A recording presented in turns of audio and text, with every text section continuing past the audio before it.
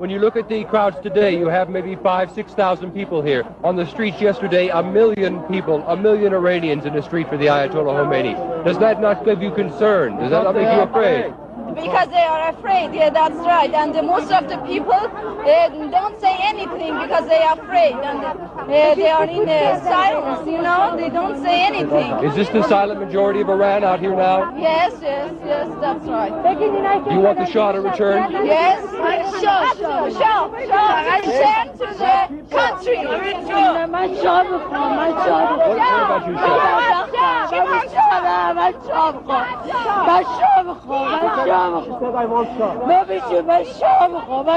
Why do you want the Shah? Why does she want the Shah?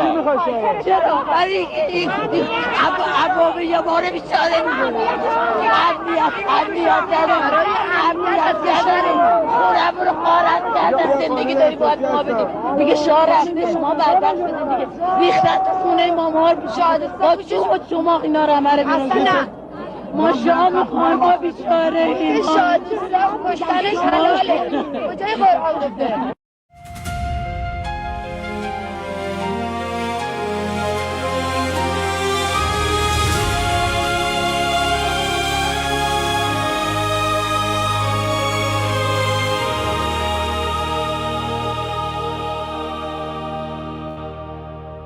47 years we've been bleeding in the dark, under the shadow of the Islamic regime, with a stone-cold heart.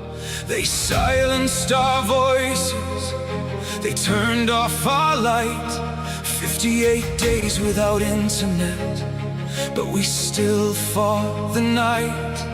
Our children took the streets, they raised their empty hands, and the world looked away.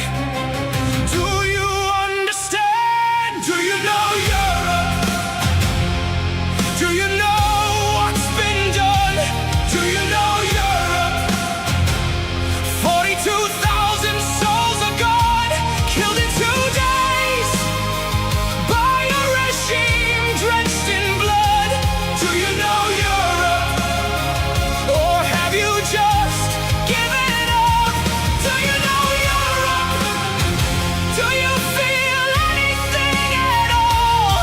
Or did something break inside you while Iran answered the call? Do you know Europe?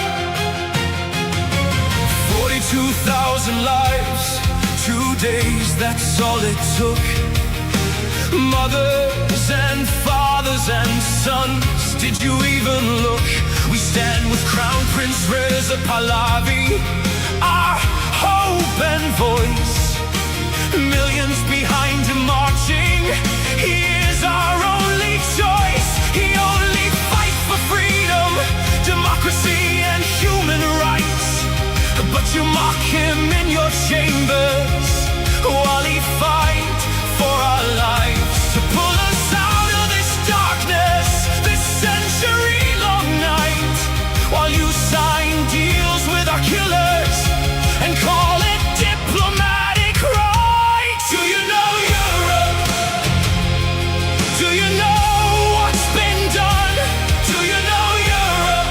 They hang 60, 40 souls one by one, hanged within 4 months by a regime drenched in blood. Do you know Europe? Or have you just given up? Do you know Europe? Do you feel anything at all? Or did something break inside you while Iran answered the call? Do you know Europe?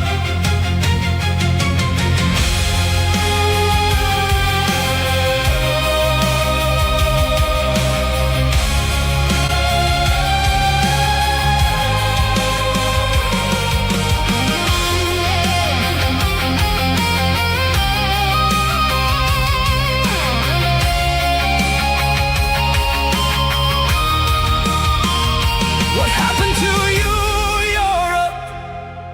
What made you so cold? What turned your heart to stone? stone, while our story went untold. Is oil worth more than blood? Is silence worth the shame? Because while you negotiate with murderers, we are dying, calling your name. Do you know Europe? Do you know what's been done? Do you know Europe? 42,000 souls are gone, killed in 2 days by a regime drenched in blood. Do you know Europe? Or have you just given up? Do you know Europe? We are still here. We are still strong. Do you know Europe? How much longer? How much longer? How long? Do you know Europe?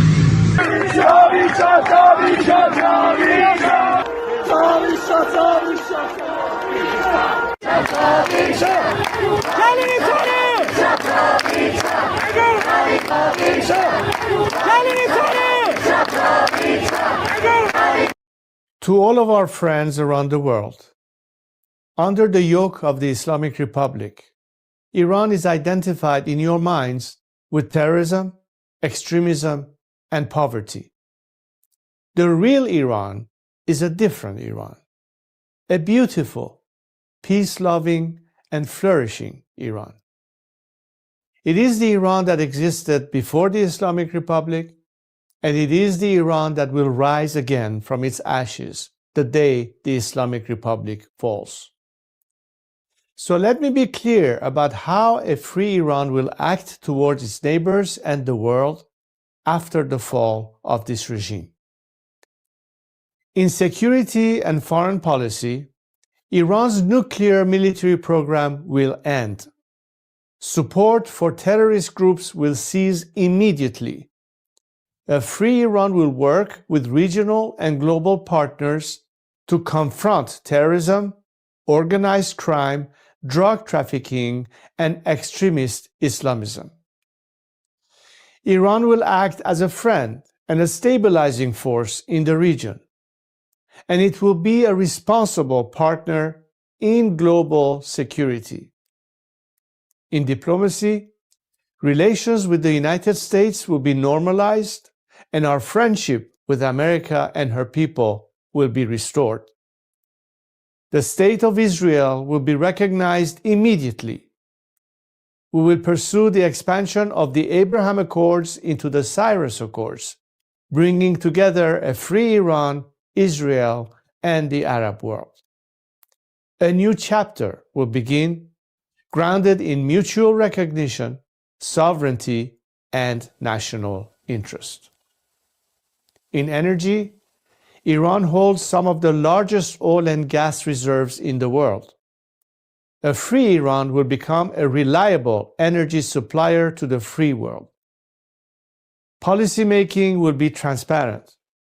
Iran's actions will be responsible. Prices will be predictable.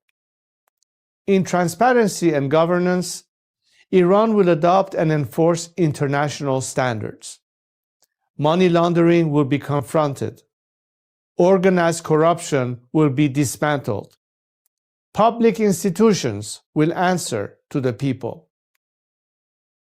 In the economy, Iran is one of the world's last great untapped markets. Our population is educated, modern, with a diaspora that connects it to the four corners of the world. A democratic Iran will open its economy to trade, investment, and innovation, and Iran will seek to invest in the world. Opportunity will replace isolation. This is not an abstract vision. It is a practical one, grounded in national interest, stability, and cooperation. To achieve this, now is the time to stand with the Iranian people. The fall of the Islamic Republic and the establishment of a secular, democratic government in Iran will not only restore dignity to my people, it will benefit the region and the world. A free Iran will be a force for peace, for prosperity, and for partnership.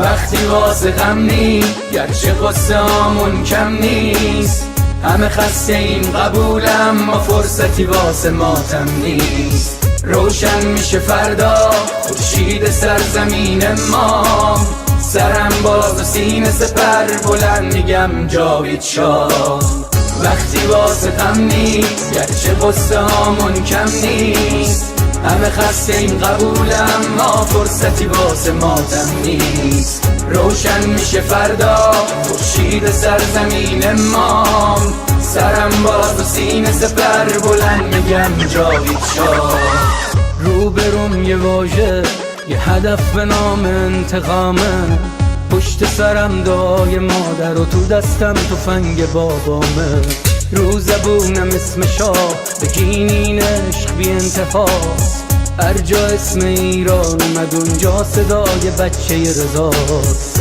فردا می نویسن تو کتاب قصه دیمار بگو با تیر جنگی کشتن بچه های بیگناه رو بگو از بخت مادرها شیر زنا و دخترامون بگو تنها شهید شدیم تا تنها نمونه شامون وقتی واسه غم نی گرچه قصه هامون کم نیست همه خسته این قبولم ما فرصتی واسه ماتم نیست روشن میشه فردا خورشید سرزمین ما سرم باز و سینه سپر بلند میگم جاوید شاه وقتی واسه غم نی گرچه قصه هامون کم نیست همه خسته این قبولم ما فرصتی واسه ماتم نیست روشن میشه فردا خورشید سرزمین ما سرم باز و سینه سپر بلند میگم جاوید شاه وقتی واسه غم نی گرچه قصه هامون کم نیست همه خسته این قبولم اما فرصتی واسه ماتم نیست روشن میشه فردا خورشید سرزمین ما سرم بالا و سینه سپر بلند میگم جاوید شاه سلام من به تو یار قدیمی منم همون هوادار قدیم سید سلام چطوری مردک کلی کتلت شدین دایی بدون مدرک سلام بسیجی قهرمان رفتی پیش توسی با پنیر و یه نون سنگک سلام به محفل قرآنیتون سلام به مدیرای بحرانیتون سلام به حاجی اکبر و طوله هاش و خارج و رفقای ارگانیتون سلام به دستای پول ملت که تش میفتین توی تور ملت سلام به همه شما کرکسایی که دارین نونتون رو میزنین تو خون ملت ساکتش زیر دست و پاک و تک بخورین حالا هی به یه بادکنک بدوین سلام آخر تو زندان باشه وقتی قرار به این آب خنک بخورین مرگ بر ملا متولی ننگ در دنیا ننگ بر دوتا مجاهد چپی بعد از ملا مرگ بر ملا متولی ننگ در دنیا ننگ بر دوتا مجاهد چپی بعد از ملا اینو بگذاریم به خاک میرسیم تجزیه طلبی که به خاک بیرسیم ایران مردمش وطن پرستن از کرد تا بلوچ بری به فاک بیرسی توف به هر چی مرسی است توف به هر کی در پی تجزیه است توف به لوی و همونی که شیفته ی گل ملیگران تو وطن خدا نسلی هست سر کردستان همه برپا شدن بلوچستان فدای مهسا شدن شم واحد که شیر و خورشید ما بقی جعلی ها تنها شدن شادی باشه واسه همه در میهن کور بشه چه شهرچی اهریمن رخ رو بگید اون 6 کلاس سواد و خبرگان و مجد سری ترجیحن شبهای عروس و دامادی باشه برن سلامتی نوش کنن آبادی باشه لحظت کجاست میدون شهیاده به سمت اتوبان آزادی باشه سلام به نسل ندید پدیدا نبودیم ندیدیم قدیمتی ما شاه بود تو شادی کل میزدین حالا شاه بر میگرده پیک میزنین مرگ بر ملا متولی ننگ در دنیا ننگ بر دوتا مجاهد چپی بعد از ملا مرگ بر ملا متولی ننگ در دنیا ننگ بر دوتا مجاهد چپی بعد از ملا مرگ بر ملا متولی ننگ در دنیا ننگ بر دوتا مجاهد چپی بعد از ملا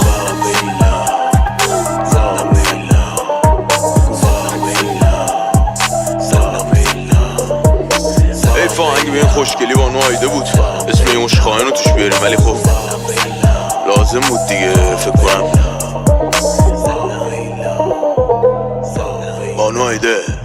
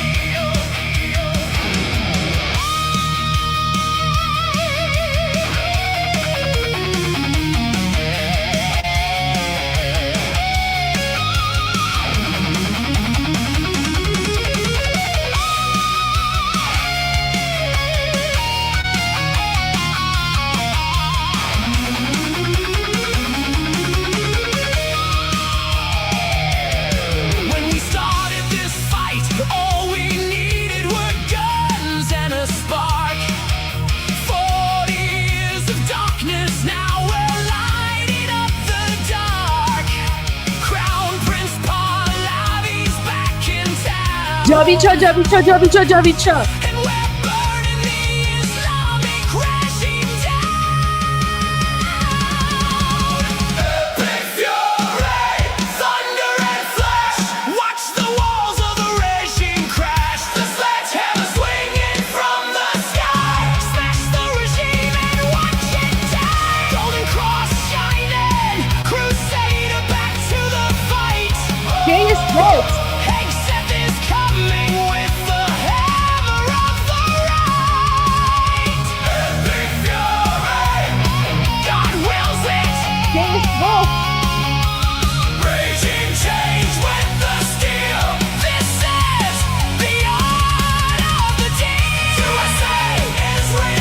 It's your fight.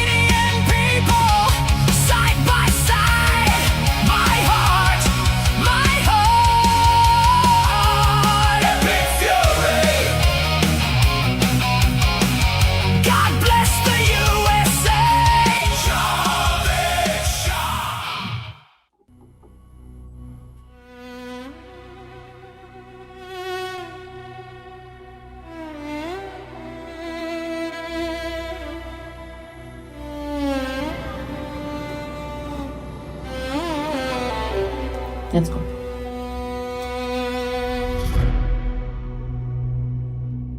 میخوام بگم از دلم، از عشق به این میهنم، به امید روز شکست دشمن شاه برمیگرده به وطن.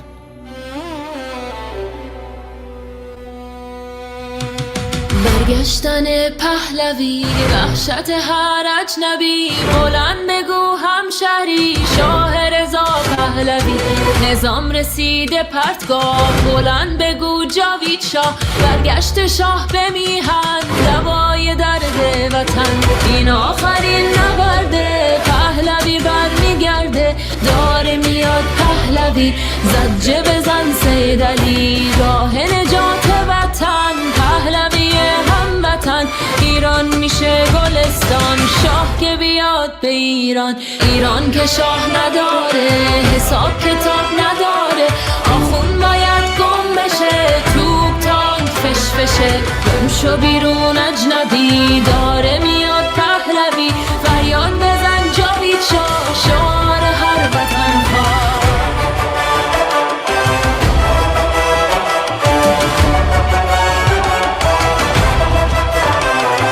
ما شاه میخوایم نه ملا، بذار بشنوه دنیا.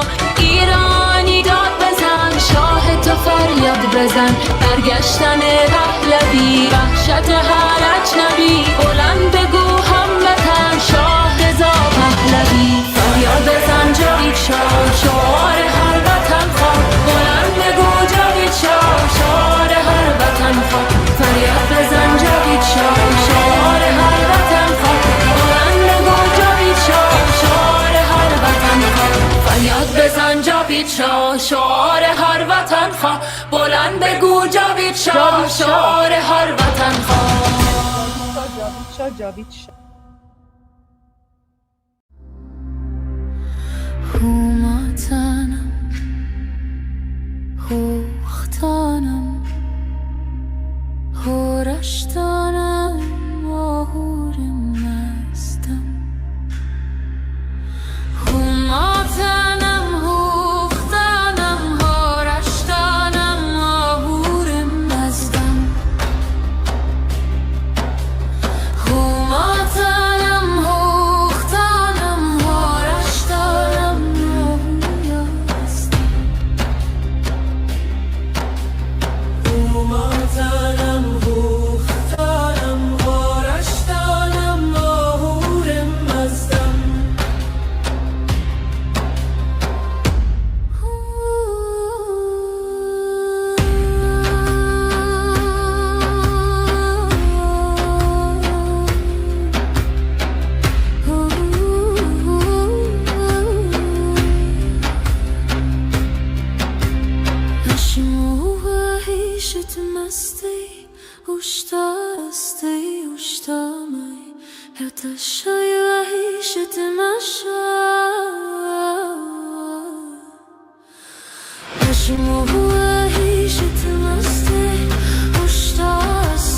عشق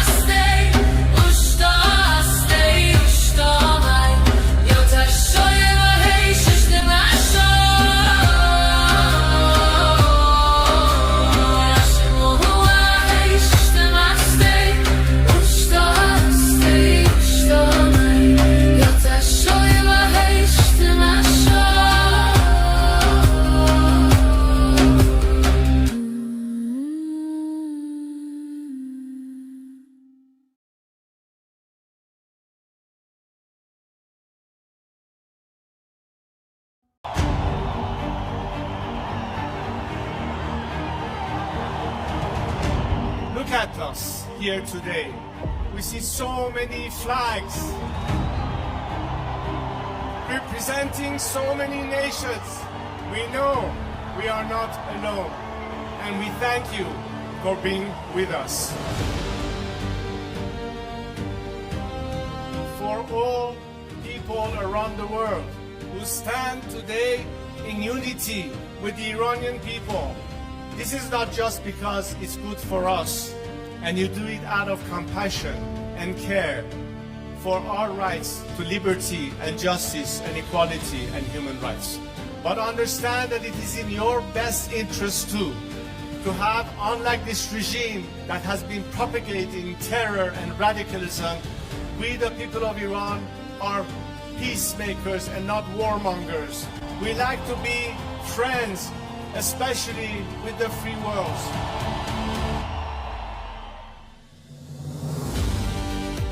We'd like to be able to have the best neighborly relationship with the people of our area in the region, with the Arab countries, with Israel, and all our other neighbors.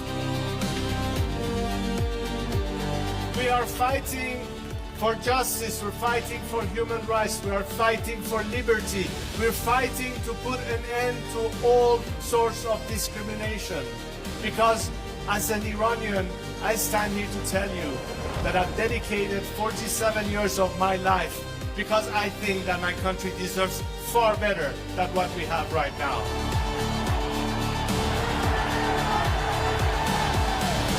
Now understand that their best remedy is to support the people of Iran, because ultimately a free Iran will be your best partner, not just to bring stability and peace, but it will be in your best economic interest and opportunities. Together we can prosper again, and the world will be so different once the Iranian people are free. I am here to guarantee a transition to secular democratic future. I am committed to be that leader of transition for you, so we can one day have the final opportunity to decide the fate of our country through a democratic, transparent process, through the ballot box and free elections.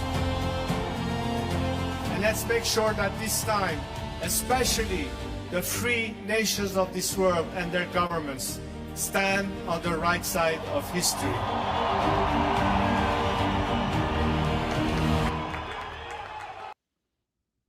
Well, Durud Patriots, good morning, good afternoon, good evening, wherever you are. Welcome to day 212 of Iran Revolution Live. I'm Goldie Ghamari, your host, and such an honor to be here with all of you on a beautiful Friday afternoon. Beautiful, but very, very humid and muggy. I mean, where I am anyway. So guys, I'm rocking the slicked back ponytail for a while. So there you go. I know you guys aren't used to the ponytail, but it is what it is. So there you go. So welcome everyone. And of course to all of our Jewish viewers in Israel and around the world. A very, very blessed Shabbat Shalom to all of you. I love Shabbat, guys. I mean, some of the best food I've ever had has been during Shabbat. And I'm not going to lie, I am biased. So Iranian Jews, literally the best Shabbat dinners I've ever been to is when I've been invited by Iranian Jews to attend their Shabbat dinners. So yeah, kind of biased about that, but Iranian Jews have the best food when it comes to Shabbat, just saying. You know, just a fun little rivalry there. As always, guys, let me know in the live stream chat where you are tuning in from, because I'm always interested to know how big and international our community of patriots is. And of course, if you're watching the replay and you're part of the replay crew, the rewatch crew, let me know in the video descriptions below. Now, I actually noticed, I'm going to remove the comments for a quick moment here. So one of my viewers and supporters who's from Canada was asking why I've removed the Canadian flag from my background. Well, A number of reasons for that. However, I'm still a very proud Canadian. But the reason that I have the American flag and the flag of Israel is because right now, America and Israel are the two countries that are helping to liberate Iran. However, as a proud Canadian, if you can tell, I still have the maple leaf. So the maple leaf here, this is, this is my homage to Canada and the fact that I am a proud Canadian, regardless of the fact that I think Mark Carney is a joke and the Liberal government is, I believe the Liberals are traitors to Canada the exact same way that Democrats are traitors to Americans. So I still have my maple leaf flag there to pretty much let everyone know that I'm a proud Canadian. So there you go, guys. There you go. A little bit of the background story of here. So there you go. But guys, we have a lot of news to get through, and I have to end my live stream by 8:45 p.m. Eastern. So, I mean, in about 2 hours. I don't know if it's going to take that long. However, I will come back later tonight for the Goldie show. Don't worry, guys. There's a couple of reasons that I started a little bit later today. First of all, I was having some issues with my computer, so I just had to like reset my computer and deal with a bunch of technical stuff. And then, guys, I was supposed to do a Newsmax interview at around 3:20 p.m. Eastern earlier today. But then, for some reason, President Trump decided to go live at 3 o'clock. So, yeah, right. Like, I feel like President Trump's admin, like, they should have reached out to me and been like, Goldie, what's your schedule like? Is President Trump's speech going to? I'm teasing, guys. I'm teasing. I'm joking. It's a joke. It's a joke. So I was supposed to do a Newsmax interview earlier today at 3:20. Obviously, President Trump takes priority over that, so it was pushed back.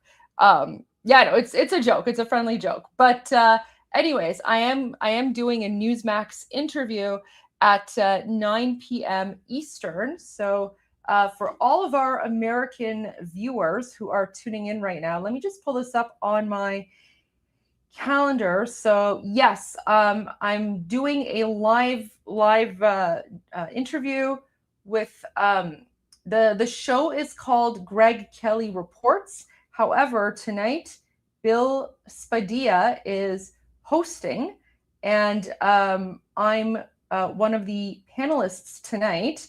The other panelist is Dr. Zudi Jassar. And guys, the topic is spicy. The topic is spicy. The topic is Sharia law in America. So I don't know. Maybe I should look up this Dr. Zudi Jassar and see who this person is, because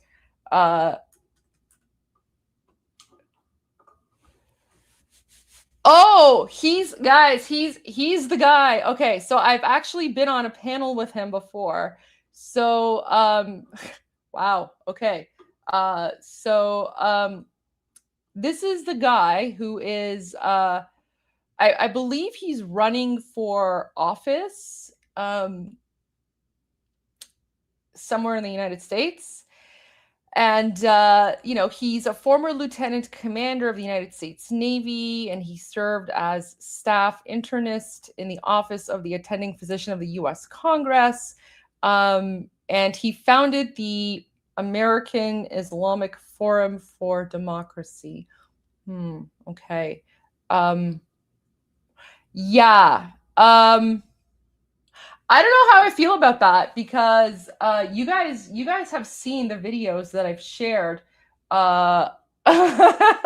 You guys have seen the videos that I've shared about Islam, right?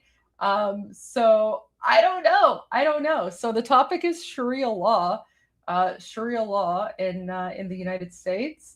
He probably won't like what I have to say, but I mean, I don't really care, I guess. But let's just, as a quick reminder, let's just remember, right? as a quick reminder, let me bring up what Khomeini, Khabar Margesh, the founder of the Muslim Nazis and the Islamic regime occupying Iran. Yeah, let's remember what Khomeini said. Khomeini Khabar Margesh. Here we go. Wait. So, guys, here we go. You know what? I don't know. It's Friday night. I'm feeling a little spicy. Maybe I'll bring up this message from Khomeini Khabar Margesh, right? So let's listen to what he has to say. اسلام آمده است که این حرفای نامربوط را از بین ببرد. افراد ملی به درد ما نمیخورن، افراد مسلم به درد ما میخورن. اسلام با ملیت مخالف است. معنی ملیت این است که ما ملت را میخوایم، ملیت را میخوایم و اسلام را نمیخوایم. اون مردی که در خارج گفت که اول من ایرانی هستم، ملی هستم، دوم ایرانی هستم، سیوم اسلام، این اسلام نی. تو سیوم هم اسلام نیستی. Okay, so according to the Islamic regime and according to Muslims, patriotism is the enemy of Islam, because patriotism means that you're putting your country and your identity above your religion. So again, this isn't me. This isn't me saying this. This is literally them. This is their ideology. This is their religion. This is in their book. So, yeah, right? Islam. Right? So when Khomeini Khabar Margesh, the Muslim pedophile founder of the Islamic regime, when he basically came and, occupied Iran in 1979 with all the Durkas, he said, Islam has come to get rid of this useless talk. And by useless talk, he's referring to, of course, patriotism. And this is why I always start off Iran Revolution Live with Durud Patriots, because we are all patriots of our own countries, right? American patriots, Israeli patriots, Iranian patriots, UK patriots, Canadian patriots, any country, right? We're all patriots of our countries. So, this is what the Muslim community has to answer for, because this is in their religion, this is in their ideology. So the rest of us, right? We have the right to ask, how are you reconciling the fact that Islamic religious leaders are literally saying that Islam supersedes patriotism and Islam supersedes the flag of the country you're in or the country's nationality? And why are Islamic religious leaders saying that patriotism is the enemy of Islam? Because if you put your country or your flag above Islam, then you're not actually a real Muslim. So, according to the Islamic regime and, Khomeini and Khabar Margesh Hamashun, technically, this person isn't actually a real Muslim because he says that he puts America first, right? So this is these are the kinds of questions that these people have to answer, right? I mean, it's just, this is the reality. اسلام آمده است که این حرفای نامربوط را از بین ببرد. So when he says Islam has come to get rid of this useless talk, he's referring to patriotism, nationalism, love for your country, love for your flag. افراد ملی به درد ما نمیخورن، افراد مسلم به درد ما میخورن. Right? So he says we don't want patriots, we want Muslims. اسلام با ملیت مخالف است. Yeah, Islam is opposed to patriotism. معنی ملیت این است که ما ملت را میخوایم، ملیت را میخوایم و اسلام. Right? And the meaning of patriotism is that we put our country first and we don't put Islam first, right? So guys, he's saying the quiet part out loud. He's saying the very meaning of patriotism is to want the country and not Islam. میخوایم ملیت را میخوایم و اسلام را نمیخوایم. Then he's going after the Shah. So now he's insulting the Shah of Iran because the Shah of Iran was a patriot. که در خارج گفت که اول من And then the Shah was saying, you know, first, I'm an Iranian. ایرانی هستم، ملی هستم. And then second, I'm a patriot. دوم ایرانی هستم. سیوم And then third, I'm a Muslim. اسلام. این اسلام نیست. And he's like, this isn't Islam. He's like, look, these so-called spiritual leaders. By the way, this is the person that, like this is the same cult and sect of Islam that Zohran Mamdani follows. So Zohran Mamdani is a 12er Shia. So Zohran Mamdani and, you know, his family and all these people, this is literally who they worship, right? This is what they believe in. They're part of the same sect as the Islamic regime. And of course, this particular ideology says that if you put your country above Islam, then you're not a real Muslim. تو سیوم هم اسلام نیستی. Right? So there you go, guys. I don't know. So, I mean, people have questions. People have questions, and I think, you know, people need answers as well. So, yeah, let's see what happens. But I mean, the topic of tonight's discussion is Sharia law in America. And I don't plan on holding back, guys. I don't plan on holding back. So for all of our American friends and viewers, you can tune in at 9 p.m. Again, I don't have I don't have an issue with anyone. I don't have beef with anyone. But you know, these are the political questions that we need to be asking, right? Especially for anyone who wants to run for office. You know, they have a responsibility to explain, right, where they stand and you know what they're talking about, right? So you know, like, I think Sharia law should be banned around the world, right? Like, Sharia law is essentially anti-humanity. Sharia law is a barbaric culture, and I think Sharia law is a garbage ideology, and it belongs in the garbage. It belongs in the trash, right? So anyways, let's see what happens tonight. But for our American viewers, you can catch that tonight at 9 p.m. Eastern. And I will screen record the video, guys, for everyone who doesn't have access to Newsmax. And then after my interview, I will, of course, go live for tonight's evening edition of The Goldie Show. Now, having said that, let's just dive right into what is happening. So, of course, we're going to start off with His Royal Highness, the Shah of Iran. And he put out a statement today. Thank you to the 32 governments and the EU for standing with the people of Iran. Finally. Your condemnation in the strongest terms of the brutal executions and arbitrary detention of Iranian protesters is timely and welcome.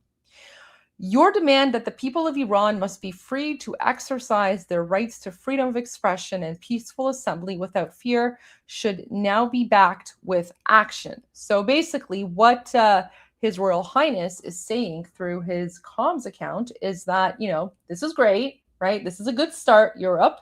Because remember, Europe has remained silent for quite a while, except for, you know, certain, you know, a few politicians here and there, you know, Charlie Weimers from Sweden and others who have always been outspoken and have always supported the Iranian people. But the vast majority of European politicians have pretty much been silent until now. So Reza Pahlavi, His Royal Highness Reza Pahlavi, the Shah of Iran, through his comms account, you know, he's thanking European leaders, of course, for making a statement. But essentially what he's saying is that words are not enough. We need actions, because words will not get rid of the Islamic regime, right? So this is the joint statement. Let me read this here. So this is a press release from you know, various countries. So joint statement on executions in Iran. Joint statement from the UK, Albania, Austria, Australia, Belgium, Canada. Oh, wow, Canada, right? Mark Carney. Croatia, Cyprus, Czech Republic, Denmark, Estonia, the High Representative of the European Union, Finland, France, Germany, Hungary, Iceland, Ireland, Italy, Latvia, Lithuania, Luxembourg, Montenegro, the Netherlands, New Zealand, North Macedonia, Norway, Portugal, Romania, Slovakia, Slovenia, Spain, and Sweden. So this is a joint statement. They say, we condemn in the strongest terms the ongoing executions of protesters and use of the death penalty by the Islamic Republic of Iran.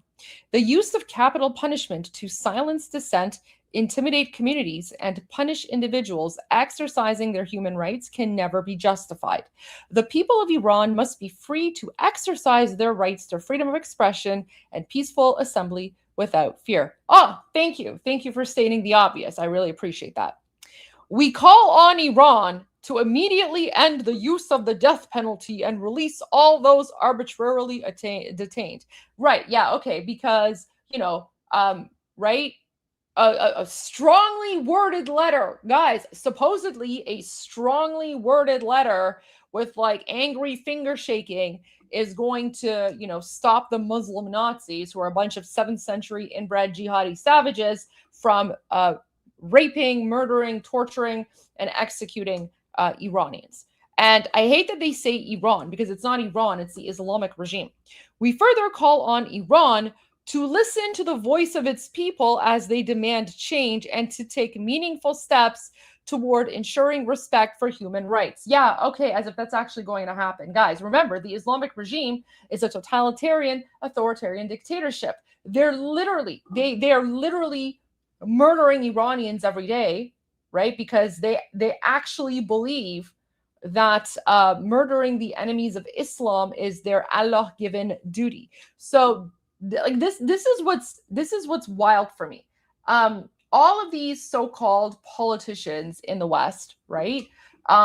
They treat the Islamic regime occupying Iran as if it's some sort of normal government. Well, it's not. The Islamic regime is not a normal government. It's a totalitarian, authoritarian dictatorship. And for those of you who tuned in to Iran Revolution Live yesterday, I literally spoke about an Iranian medical student who has been sentenced to death for the crime of providing first aid to injured Iranians.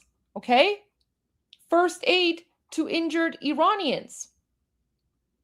Look at this, guys. Let me remind you guys. Okay, so Iranian medical student Sepher Amirzadeh, born in 2003, so he's only 26 years old.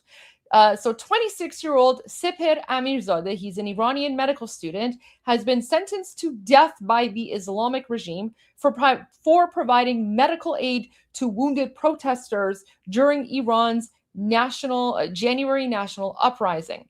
He was arrested at his home in Isfahan on January 13, 2026, after treating injured protesters. His life is at imminent risk. So, right. Does anyone actually think that a bunch of Western politicians writing a, you know, strongly worded letter to the Islamic regime, do you think it's actually going to make a difference? This is why we Iranians were saying you can't negotiate with them. Like, you can't reason with them. These are a bunch of savage Muslim Nazis, okay? They're literally murdering Iranians for the crime of providing first aid to injured Iranian protesters, okay? So in occupied Iran, under Sharia law, providing first aid is a crime punishable by death. And for some reason, you know, all of these, you know, politicians, right? They think that they can just write a letter and say, we call on Iran, they mean the Islamic regime, but we call on Iran to you know, listen to the voices of the people. Really? Okay. When was the last time that actually worked? When was the last time a strongly worded letter actually stopped an authoritarian dictatorship from murdering people? Okay. Do you see how insane all of this is? And this is why I've just like, again, as a former politician, I look at this and I'm like, this is garbage. This is meaningless, right? Anyone can write a strongly worded letter, but what does this actually do? This does nothing. And that's because these people don't actually care. Okay, they don't actually care about Iranian people. They don't actually care about Iranian lives. This is just sort of a feel-good letter so that, you know, when Iran is freed, these the people who are part of these countries, they can say that, oh yeah, no, you know, we tried, yeah, we wrote a strongly worded letter, we helped to free Iran because we wrote a strongly worded letter. But at the same time, when the United States and Israel are attacking the IRGC, these same politicians will issue statements and you know, they'll condemn Israel, they'll condemn the United States, and they'll be like, oh well, you know, like let's engage in diplomacy, let's engage in talks, like end the war is bad, blah blah blah. United States shouldn't be doing this, right? So this is how two-faced these people are. And the Shah of Iran, he's calling it out, okay, but he's calling it out very diplomatically, right? So the way that he's calling out their nonsense is that he says, you know, your condemnation is, you know, timely and welcome. But what he continues, right? This is the important part. So he says, your demand that the people of Iran must be free to exercise their rights to freedom of expression and peaceful assembly without fear should now be backed with action, right? So he's saying words are not enough. He's like, okay, you know what? This is great. And guys, this is, you know, again, the Shah of Iran, he's an excellent, you know, statesman, right? I'm not going to call him a politician because he's not a politician. He's a statesman. Okay, that's a little bit different, but he's very, very intelligent, very savvy. You know, him and his team, they know exactly what they're doing. So basically, what he's saying here is he's essentially calling them out. He's saying, you know what? He's like, thanks for the letter, but now your words should be backed with action, right? So, guys, I guarantee you, they're not going to act. Certainly Canada's not going to act, right? Canada, I can tell you that right now, because, you know, Mark Carney is, you know, too busy courting the jihadi vote, right? And, you know, he literally goes to events organized by the Muslim Brotherhood, and then he's like, Muslim values are Canadian values. And I'm like, oh yeah, okay, great. Well, there you go. There's the Prime Minister of Canada for you in that sense. So, yeah, but I'm glad the Shah of Iran is calling these people out in, you know, a politically correct and diplomatic way. Now, I've spoken about this, guys, on the last two episodes of or last two shows yesterday. By the way, guys, I want to point something out. You know what's wild? Like, this is absolutely insane, but like, this is what YouTube does to me all the time. So, my live streams, both of my live streams from yesterday, both Iran Revolution Live Day 211 and the, you know, IRGC Purge Part 2, which, you know, it's getting a lot of views, okay? They've both been demonetized. Okay, I'm not even joking. Look at this. So, like when I spoke about the IRGC purge, that's been demonetized, and then Iran Revolution Live has also been demonetized. And I appealed both of these videos because I'm like, why is this being demonetized? I'm literally just sharing the news, and YouTube is basically saying that the content of your videos is not appropriate for our advertisers, right? So YouTube, they literally, like, guys, they literally promote channels that put out garbage jihadi propaganda against the United States, against Israel, you know, against all you know, various kinds of people. You know, channels that literally support the Islamic regime are fully monetized. And yet, you know, my tiny little channel where I'm raising awareness about Iran and the fight of Iranian people is being demonetized, and I don't even know why. Like, why is like the IRGC purge part 2? I didn't share any graphic videos. I didn't share anything graphic or inappropriate. I'm literally just speaking about the news. And yet, there you go. So both of my videos from yesterday have been demonetized, which is wild, because again, like, I mean, YouTube is sort of my main source of income, and there you go. I've appealed it, but you know what I've noticed is that whenever one of my videos starts to go viral, it gets demonetized, and YouTube just cuts it off, because I have a feeling that my channel is being reported by the Durkas, and the Durkas don't like the fact that I'm sharing the truth. So there you go. There you go. Just a little side note for you guys, right? But that's okay, because I don't care if my channel gets demonetized. I'm going to continue speaking out, and the Durkas can just deal with it. So let's get to this post here. So Mujtaba Khamenei's latest appointments should be read in Washington for what they are, a warning. In their latest analysis, Saeed Qaseminejad, who is, you know, the top political advisor of His Royal Highness, and Jonathan Soye. Oh, this guy follows me. Who is he? Research analyst at FDD, focusing on Iran. Oh, he follows me. Okay, I'm going to follow him back. Amazing. Cool.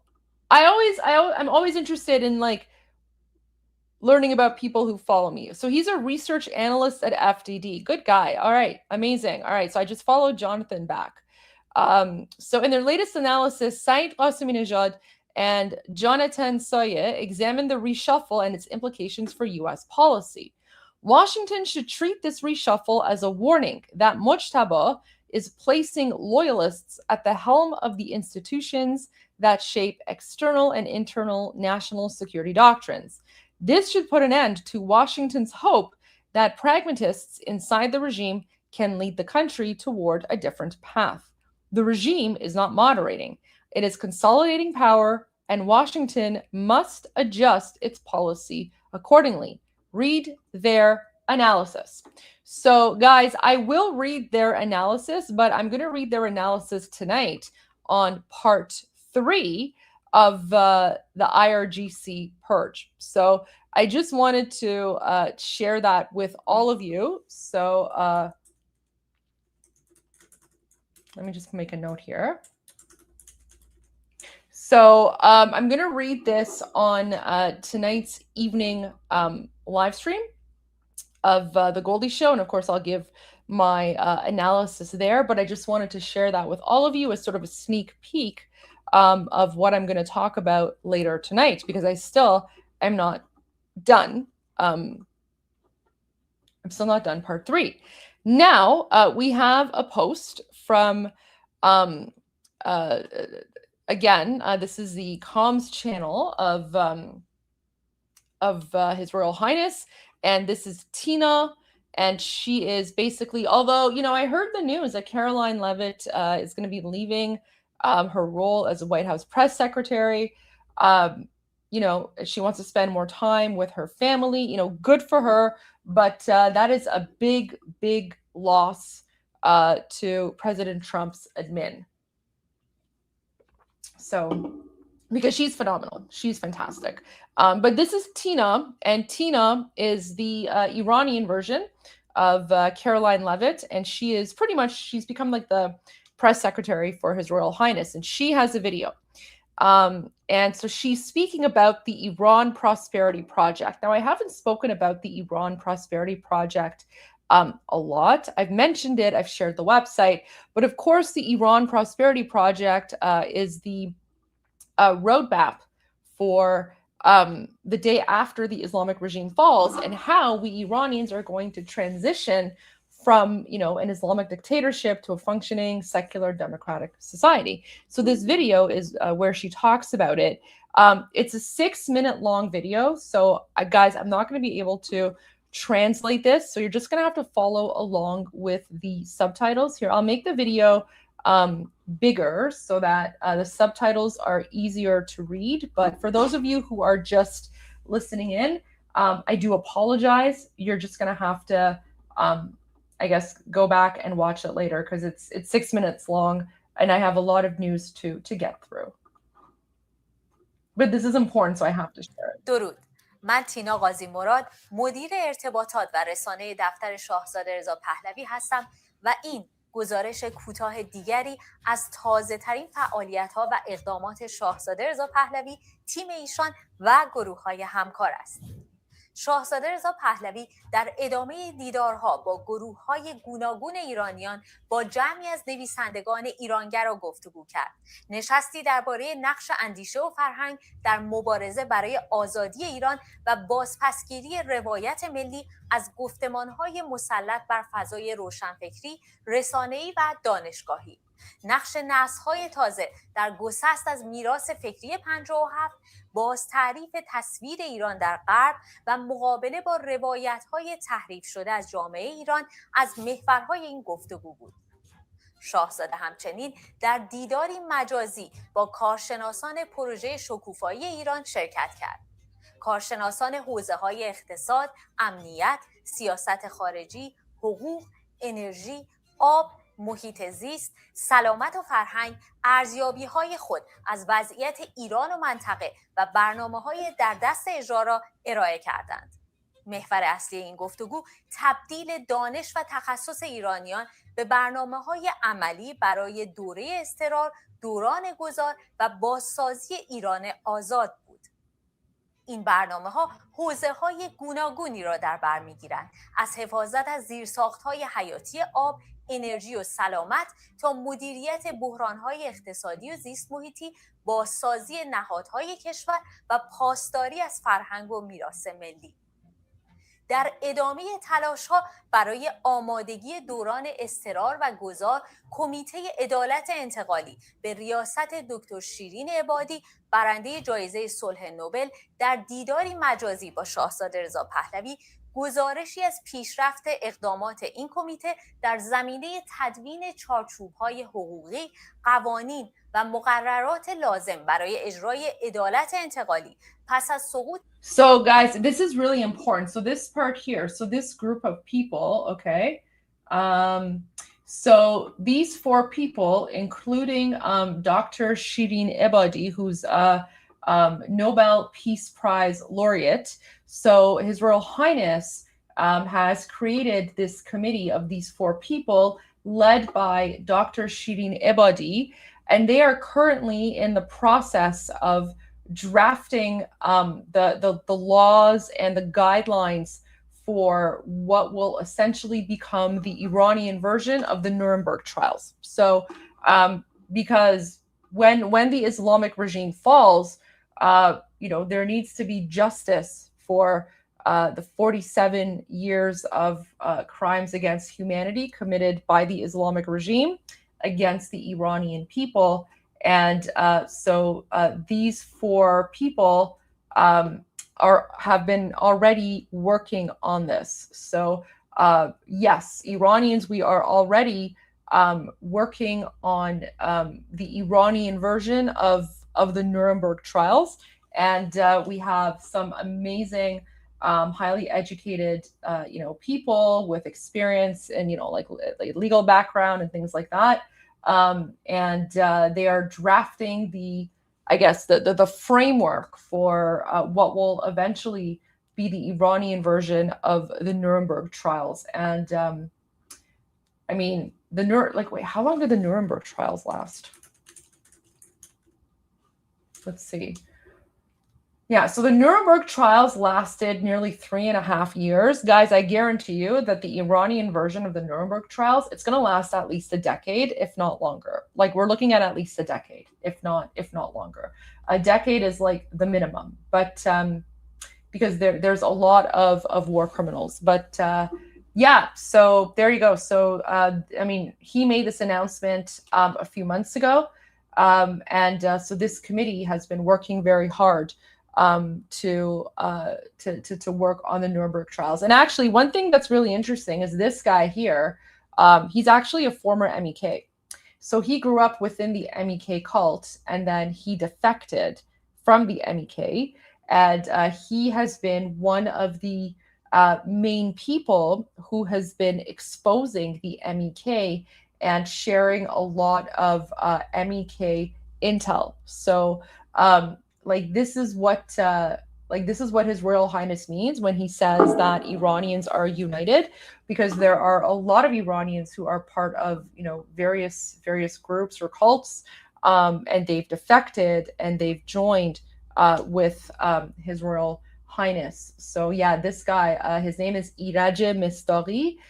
He's a former MEK, but he wisened up and he defected, and now he is one of the main advisors to His Royal Highness, which is absolutely incredible, right? And this just goes to show you how powerful His Royal Highness is as a leader, because only a true leader can have the charisma to draw so many people who maybe at one point were against you, but then they see you and they're so inspired by you. They're inspired by your charisma, by your message, by your activism, that they're naturally drawn to you. So this is why the Islamic regime is afraid of His Royal Highness Reza Shah II, because he is such a charismatic figure. And again, he is the only person that we Iranians trust to free Iran and transition Iran from an Islamic dictatorship to a secular democratic society. So a little backstory on that. But then, as you can see, His Royal Highness has always said that as long as you're not a criminal, as long as you don't have the blood of the Iranian people on your hands, you are welcome to join the movement, and we want you to defect and join. And that's exactly what Iraj Mistaghi has done. And of course, he's part of the committee that is working on creating the framework for what's going to be the Iranian version of the Nuremberg trial. So I just want to share that with you guys, a little bit of important background info. دکتر شیرین عبادی برنده جایزه صلح نوبل در دیداری مجازی با شاهزاده رضا پهلوی گزارشی از پیشرفت اقدامات این کمیته در زمینه تدوین چارچوب‌های حقوقی، قوانین و مقررات لازم برای اجرای عدالت انتقالی پس از سقوط جمهوری. So when she says transitional justice following the fall of the Islamic Republic, that's essentially a reference to basically our version of the Nuremberg trials, right? So the transitional justice. اسلامی را ارائه داد. شاهزاده رضا پهلوی همچنین در نشستی مجازی با اعضای یگان میراث ایران از جمله شماری از اعضای این یگان در داخل کشور دیدار و گفتگو کرد. یگان میراث ایران در پی فراخوان شاهزاده فعالیت خود را برای شناسایی و حفاظت از آثار تاریخی، فرهنگی و طبیعی ایران که ممکن است در دوره اضطرار، جنگ و گذار در معرض تهدید قرار بگیرند آغاز کرده است. اعضای این یگان همچنین کارزار هر ایرانی حامی یک اثر ملی را طراحی کرده و دستورالعمل‌ها و آموزش‌های عملی لازم را فراهم آوردند تا ایرانیان بتوانند در پاسداری از میراث کشور نقش مستقل. So guys, this part is actually really important, and I have to explain why. So this group, what is this? Iran Heritage Council, actually. Let me find them on X.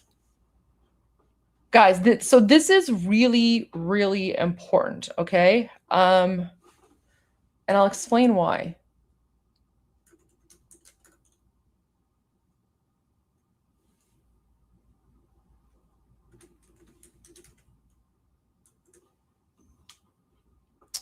Wait, what's their thing called?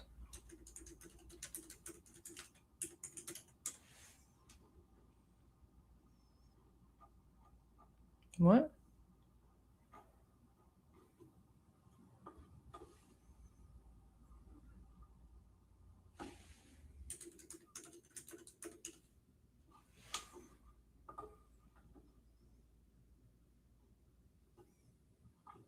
Is it this one? What?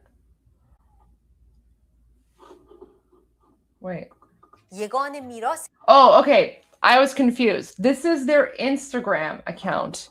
But okay, I found their X account. Okay, so sorry, I was confused there for a moment. So why is this important, right? So remember, a while ago, His Royal Highness, he put out a message, and he basically said to Iranians that make sure that you are protecting and monitoring Iran's heritage and cultural sites, right? So we're talking about Persepolis or like Naqsh-e-Rostam or all these other places.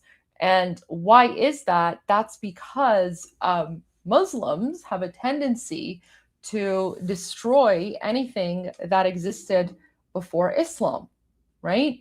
I mean, just remember what the Taliban did to Buddhist structures in Afghanistan. Remember what ISIS and the other Muslims did to pre-Islamic structures in Iraq, right? A lot of things were destroyed. And in fact, the Islamic regime initially, when they took over in 1979, one of the first things that they wanted to do, the Muslim Nazis, they wanted to destroy Persepolis. And Iranians surrounded Persepolis, and they said, no, we're not going to let you do that. So although the Islamic regime hasn't openly destroyed anything, they also haven't maintained it. They basically just let everything fall into disrepair. And so we're actually losing a lot of heritage sites because the Muslim Nazis are not providing proper maintenance, right? So, and the reason that the Muslims do this is they basically are trying to erase history. So it's happened in a lot of places, right? I mean, this is the same ideology that whenever they captured a land, they would burn books. And in fact, when the Arab Muslims, when they conquered Iran 1400 years ago, they burned so many Iranian libraries, and there's so much science and knowledge that has been lost to time. Wait, what's going on here?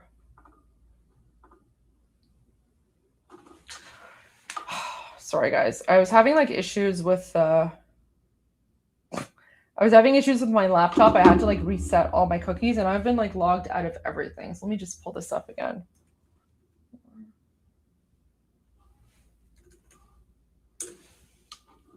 Okay. What?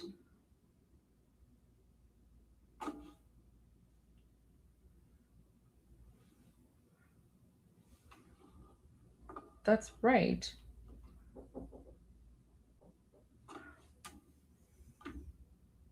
Oh, sorry. Sorry, guys. I have to like relog into my Instagram.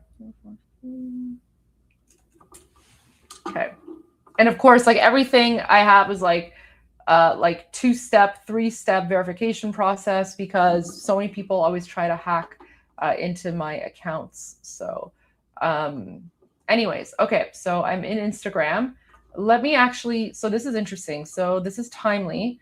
Let me share this video with you guys. And it's in Persian, but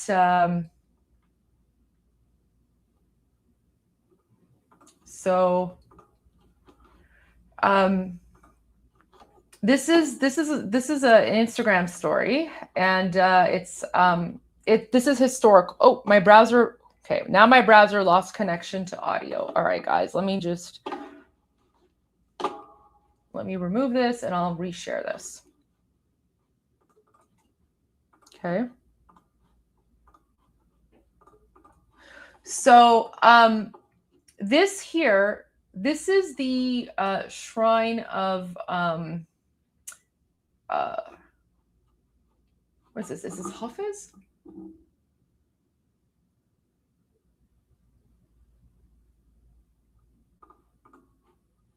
Wait.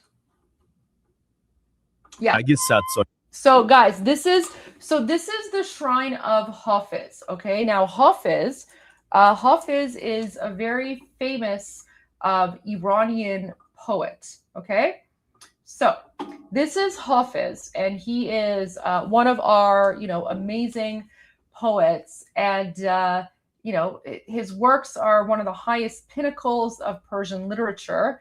And actually, I actually have a book of Hafiz right here, guys. So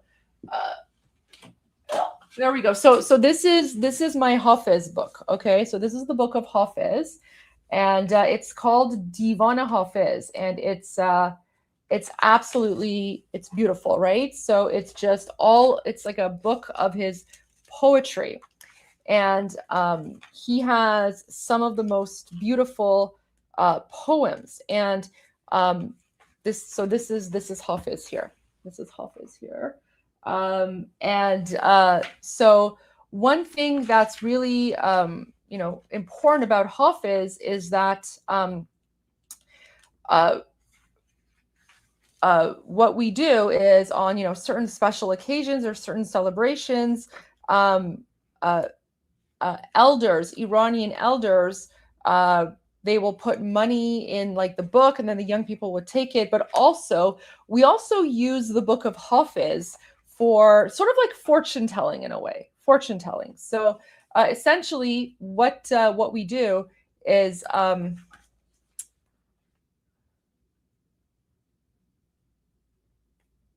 love this. So what we do is on usually for Yalda. So Yalda is the winter solstice. Okay, so for we Iranians, we celebrate the winter solstice, the summer solstice, the spring equinox, and the fall equinox. So the spring equinox is the Persian New Year. The summer solstice is called Tirgan. The fall equinox is basically the Iranian version of Thanksgiving, but we've been celebrating Thanksgiving for thousands and thousands of years. And then, of course, the winter solstice as well. So what we do for the winter solstice is we will, we'll take our fortune. For example, we'll take our fortune.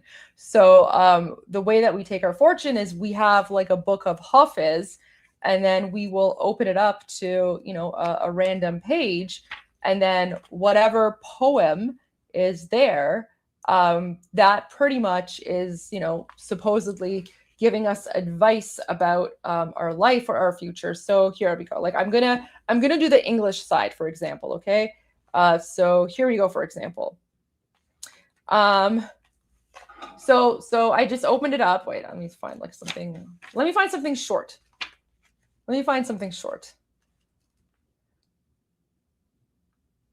So, okay, let me read this poem for you guys. So, let's assume that I'm taking my, you know what, guys, I just did, and guys, it's called Fale Hafiz.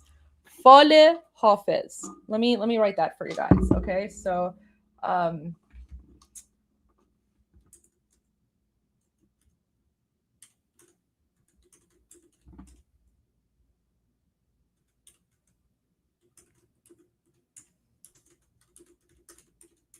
okay, so it's like that. Fale Hafiz. So anyways, guys, I'm now doing a Fale Hafiz for all of you. So I opened it up to this poem here, and I'm going to read this one for you, okay?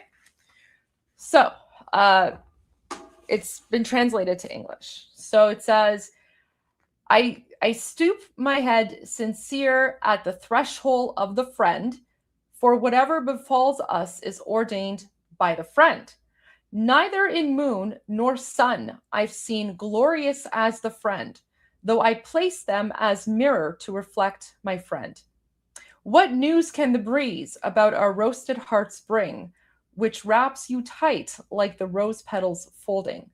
Not I alone drink this mystic wine in its cloister.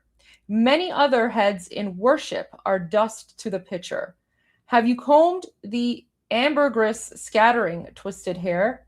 For the wind is perfumed with civet and the dust with amber. May every flower in the mead be sacrificed to your face. May every cypress by the book be sacrificed to your face. Speaking tongue grows dumb when describing your fairness. How can my foolish scribbling pen augment your grace? Your face has lighted my heart. My wish I shall attain. For happiness ensues after every happy omen.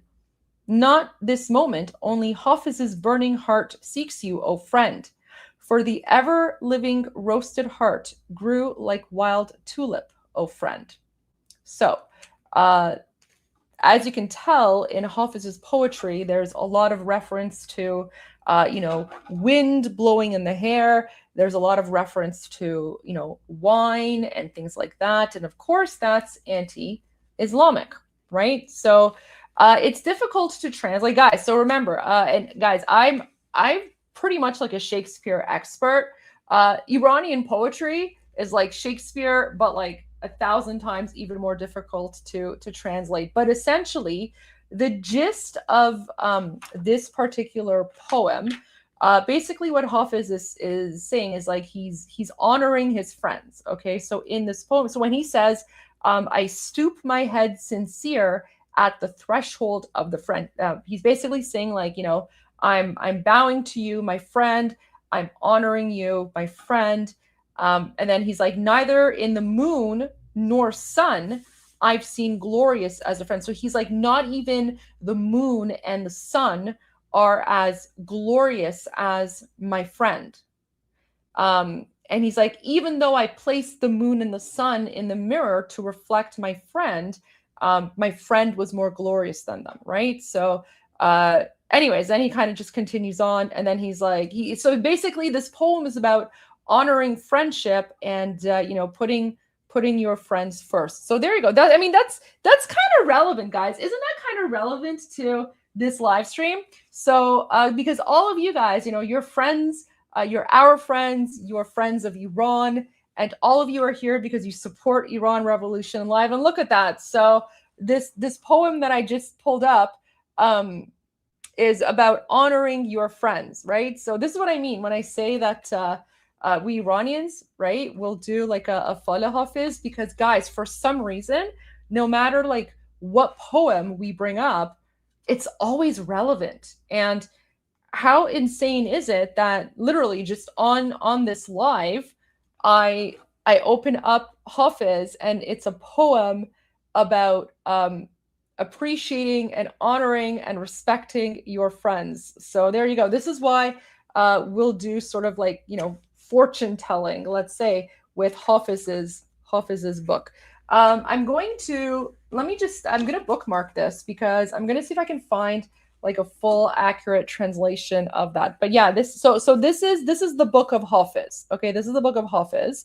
And this is his tomb. So, and of course, he's best known for this book right here, Divan Hafiz. So Hafiz is best known for Divan, a collection of his surviving poems, probably compiled after his death. So that's this book right here. Anyways, so the Durkas for the longest time have, they tried to destroy Hafiz's tomb. So right now, Hafiz is buried in the city of Shiraz, and this beautiful, pavilion that you see here, this beautiful pavilion that's around his tomb, around his gravestone. This was actually built less than 100 years ago. This was built by Reza Shah the Great, the grandfather of the current Shah of Iran, and I'll explain why. I don't really need to translate the video because the images make it pretty obvious what's happening. So about 100 years ago, before the Pahlavi dynasty came into power, all of the Muslim Durkas and the turban heads, they would just constantly go and they would destroy Hafiz's tomb because the Muslim Durkas would claim that Hafiz was anti-Islamic. Okay? So he's saying 100 years ago, if you went to Shiraz, instead of seeing this beautiful shrine to Hafiz, this is what you would see. قشنگی که امروز می‌بینی ممکن بود یه قفسه آهنی Like you would basically just see an iron cage around a gravestone, and there wouldn't be like the pavilion or anything like that. دور قبر حافظ ببینی. دلیلش هم فقط یک نفر بود. این شخص And it's saying the reason that you saw this like fence around the tombstone of Hafiz was because of this Durka. And remember, he's got a black turban, so he's an Arab, right? He's an Arab occupier. Anyway, and so the video is saying the reason that you had like this fence around Hafiz's tomb, like around his gravestone, was because of this Durka. علی اکبر فال اسیری. Ali Akbar Fal Asiri. روحانی با نفوذی که با حافظ مشکل داشت. He's like, so this Durka had an issue with Hafiz and Hafiz's poetry. چون اونو شرابخوار میدونست. Because remember guys, because Hafiz wrote about wine in his poems, this Durka didn't like Hafiz, and so he said that Hafiz, because Hafiz promotes alcohol in his poetry, Hafiz is against Islam and he must be destroyed. And remember, even in the poem that I shared with you guys, right? Even in this poem about friendship, Hafiz writes, "Not I alone drink this mystic wine in this cloister. Many other heads in worship are dust to the pitcher." But I mean, this isn't, it's like, he's not going, like Hafiz's poetry isn't saying like, go and get drunk, right? He's referring to this mystic wine. So again, it's poetry, right? You're not supposed to take it literally. You're supposed to take, like there's a bigger meaning to this than that. But of course, the 7th century inbred Islamic Durkas, they have no culture or religion. So this Durka is like, oh no, Hafiz is promoting alcohol and wine is against Islam. So we need to destroy his grave. و با شعر خوندن و فال گرفتن سر قبرش مخالف بود. Oh, and then he was also, remember, they just said the word fal. So the Durka was not only against, the fact that Hafiz is writing about wine in his poetry, but he was also offended by the fact that Iranians, we will do the fal Hafiz, remember, the fortune, kind of like a fortune telling, right? So, where we open the book and we read a poem, and that poem essentially gives us guidance for our future. So this Durka, he didn't like that because Hafiz, right? This isn't the Quran. And remember, for Durkas, the only thing that they accept is the Quran, nothing else. So this Durka was offended by the fact that, in Iranian culture, we like to read poetry, and this poetry is not Islamic. So then he decided to go and destroy Hafiz's tomb. برای همین افتاد به جون آرامگاهش، خرابش کرد، دوباره ساختنش، باز خرابش کرد. So now they're saying that the Durka he destroyed because the Durka didn't like the fact that Iranians were reading poetry. He went and he destroyed the tombstone of Hafiz, and then they rebuilt it. But then he went back and he destroyed it again. ماجرا چند بار تکرار شد. And then they're saying this happened several times. تا جایی که بالای منبر گفت 1000 بار هم بسازنش باز خرابش میکنن. And then, he was basically doing a sermon, and he basically said, even if they rebuild Hafiz's gravestone, tombstone 1,000 times, he's going to go back and destroy it 1,000 times. نفوذش اونقدر زیاد بود که کسی حریفش نمیشد. And then they were saying like he was, at that time, like 100 years ago, he was so influential and powerful that no one dared stand up to this Durka. Because again, keep in mind, before the current Pahlavi dynasty came to power, the Muslim Durkas were in control of occupied Iran. And that's why the Muslim Durkas, they hate the Pahlavi dynasty, because the Pahlavi dynasty, starting with the grandfather of the current Shah, Reza Shah the Great, when Reza Shah the Great came to power, through the Constitution of Iran, by the way. It was the democratically elected Parliament of Iran, the Majlis, that elected him as the new Shah, the new dynasty. The Muslim Nazis, they don't like that, because when the Pahlavi dynasty came in, they basically said to the Durkas, all right, enough is enough. You guys have no control over Iran. You know, you don't have the authority to tell Iranian people what to do or how to dress or anything like that. And then, of course, that's when the Durkas started calling the Pahlavi dynasty dictators, right? They called them dictators because the Pahlavi dynasty did not allow the Muslim Nazis to bully other people. آخر سر برای محافظت از قبر حافظ So then they're saying, you know, in order to protect Hafiz's grave from these Durkas, they built this fence around his grave. دورش حفاظ آهنی کشیدن. این حفاظ سالها همونجا موند تا دوران رضا شاه. رضا شاه در So now this is the Reza Shah the Great. This is the grandfather of the current Shah. And so now what the video is saying is that when the grandfather of the current Shah came to power, that's when they built this beautiful shrine to Hafiz. دستور داد حصارها رو بردارن و آرامگاهی در شأن حافظ بسازن. همون بنایی که امروز یکی از نمادهای شیرازه. این ویدیو رو به اشتراک بذار تا بقیه بفهمن رضا شاه کشور رو از کیا تحویل گرفت.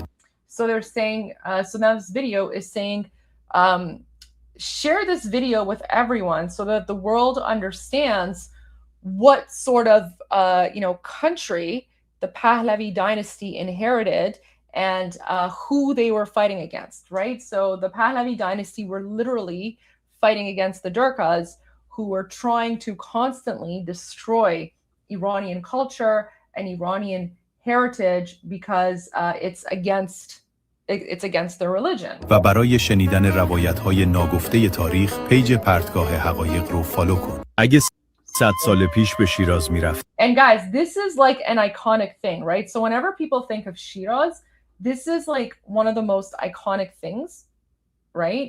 In Shiraz, it's this beautiful pavilion that's built over the tomb of Hafiz.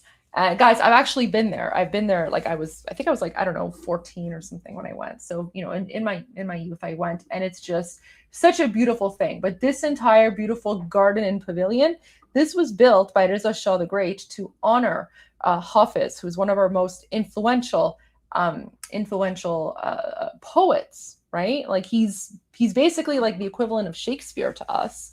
Well, Hafiz is one of them. There's, you know, Hafiz and Sadi and Maulana and others, but and Ferdowsi, of course, guys. So of all the Iranian poets, Ferdowsi is at the top. Ferdowsi is at the top, and then of course Hafiz and Sadi and others. They're very, you know, close seconds. But yeah, like this, what you see here, this was built by the Pahlavi dynasty when the Durkas were in power. The Durkas were trying to destroy all of this, right? So why am I sharing this with you? Because going back to this video about the Iran Heritage Council, right? So the Muslim Nazis, they have been trying to destroy Iranian heritage sites for a very long time. And one of the things that the Islamic regime has said is that, you know, if the Islamic regime goes down, they're going to make sure that Iran goes scorched earth. What that means is that they're also going to destroy Iran's heritage sites. And guys, we have so many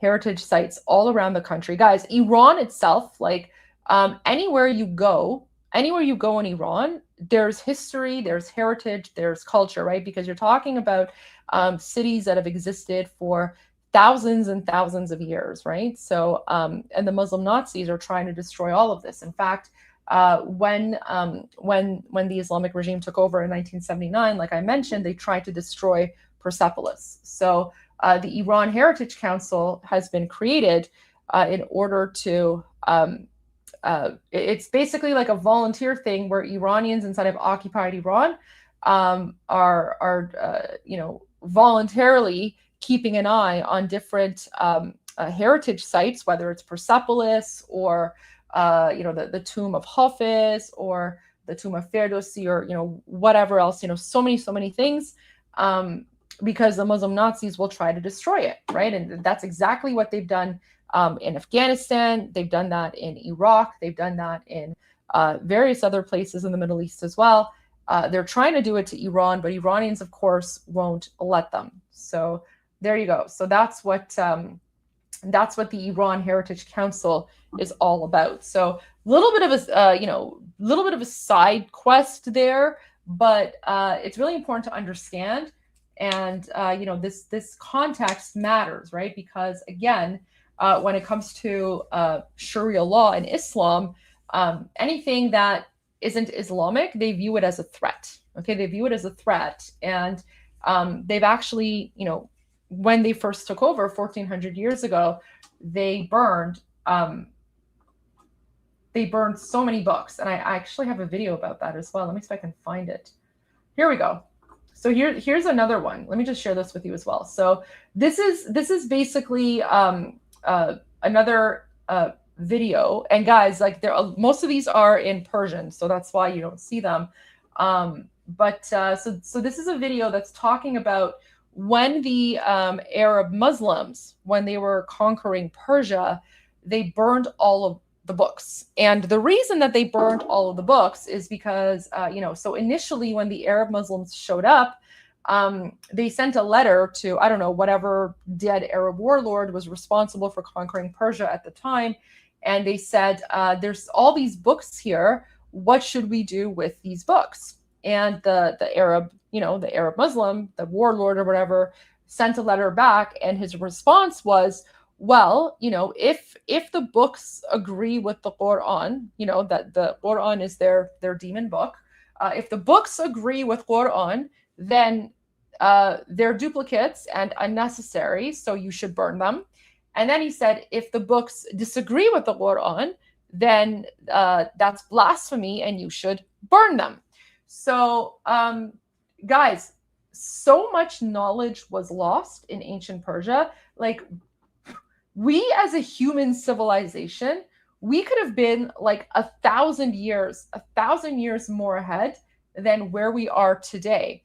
But so much science and knowledge was lost because the Muslims burned all the books, because the Muslims believe that the only book you need is the Quran. And it's really interesting, because they talk about, the Islamic golden age. There's no such thing as the Islamic golden age. It's actually the Iranian golden age. But because the Muslim Durkas were in power, they call it the Islamic golden age. But like, they burned books everywhere they went. They burned books, right? So just watch this. میدونستید بزرگترین گنجی که در حمله اعراب از دست دادیم طلا و جواهر نبود. So this person is saying, did you know that the biggest treasure that we Iranians lost when the Arab Muslims invaded, it wasn't gold or treasure. بلکه کتاب بود. It was books. So the biggest treasure that we Iranians lost when the Arab Muslims conquered Iran 1400 years ago was we lost our books. وقتی لشکریان اعراب وارد ایران شدند، با چیزی روبرو شدند که تا اون روز So these are the Iranians, right? And so what the guy is saying is that when the Arab Muslims invaded Iran, they came across something that they had never seen before. They came across scholars and scientists and libraries, and they didn't know what to do with that. ندیده بودند.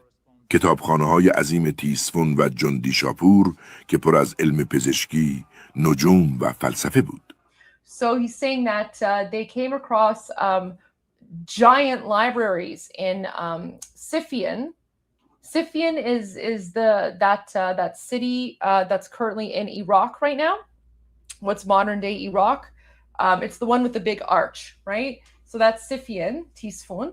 And then Jondi Shapur. Jondi Shapur is another huge city. And basically he's saying that the Arab invaders came across these giant libraries in these two cities with all of these scrolls and knowledge, and they didn't know what to do with them.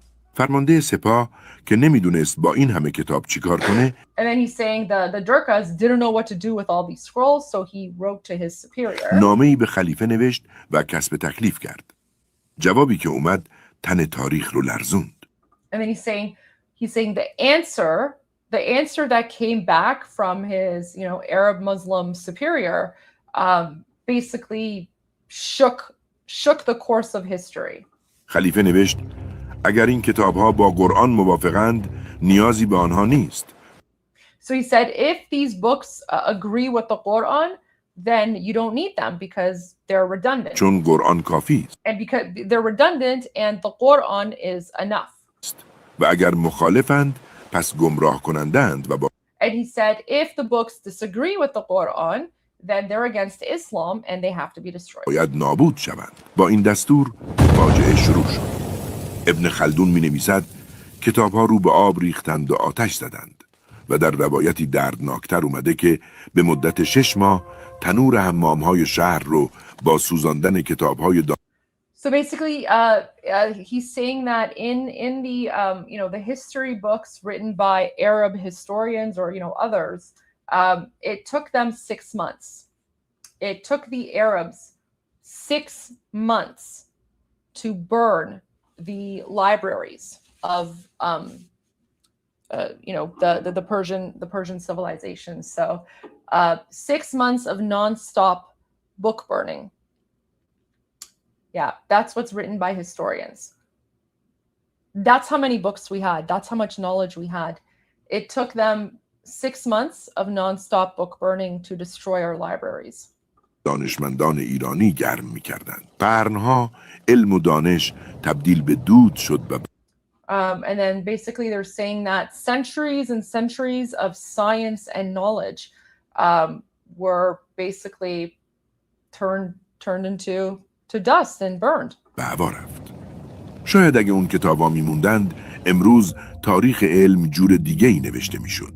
And then he's saying that maybe if those books had survived, if that knowledge had survived, science would be much different today. And I agree, guys, because when the Arab Muslims occupied Persia and they burned all of our libraries, they basically set all of civilization back thousands of years, right? Again, we could have been at least 1,000 years ahead science-wise, okay? Like we could have been 1,000 years ahead science-wise, if not for Islam. So again, you can thank the Muslims for this, right? Because the reasons that we're 1,000 years behind in science is because the Muslims, they burn books and they still do that today. به نظرتون سوزاندن فکر بدتره یا کشتن آدم‌ها برای شنیدن حوایر تلخ؟ Anyways, there you go. So yeah, so a lot of this sorts of stuff on Iranian social media because there is obviously an Iranian renaissance, right? So all that to say, so going back to this video again from Tina Ghazi Murad, right? So now you guys can understand why the Iranian Heritage Co.